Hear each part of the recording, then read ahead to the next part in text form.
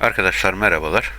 Şimdi hafta sonu olduğu için Forex piyasasında stok marketler kapalı. Sadece kripto ürünlerde işlem yapma imkanım var. O yüzden takibimde olan 3 tane kriptonun Bitcoin, Ethereum ve Avax'ın algoritmanın bize verdiği alım noktalarını paylaşmak istiyorum. Bu ürünlerde de nötre yakınım. Normal bir band hareketi %100 olduğunda alım tarafında olacağım. Sadece Avax'ta birazcık iştahım daha fazla açıktır. Şimdi Bitcoin 22.540 ilk alım nokta.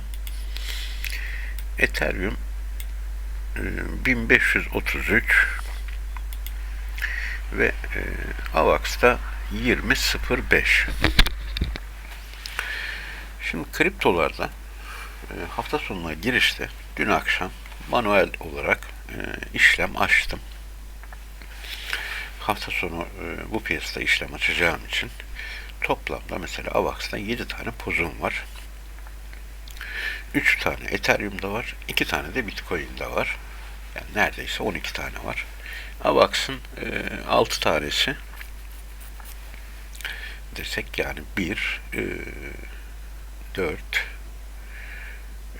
6 tane, evet toplamda 6 tane enstrümanı hafta sonunda fırsat bulursam karlı olarak kapatacağım.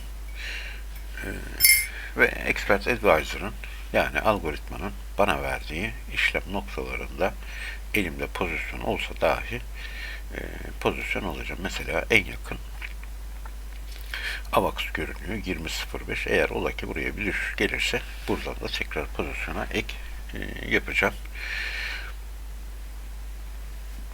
Video bu kadar. Diğer ürünlerde diğer ürünler kapalı olduğu için trade etme şansım yok. Sadece kriptoları trade edeceğim. Bu video bu kadar. Herkese kolay gelsin. İyi çalışmalar.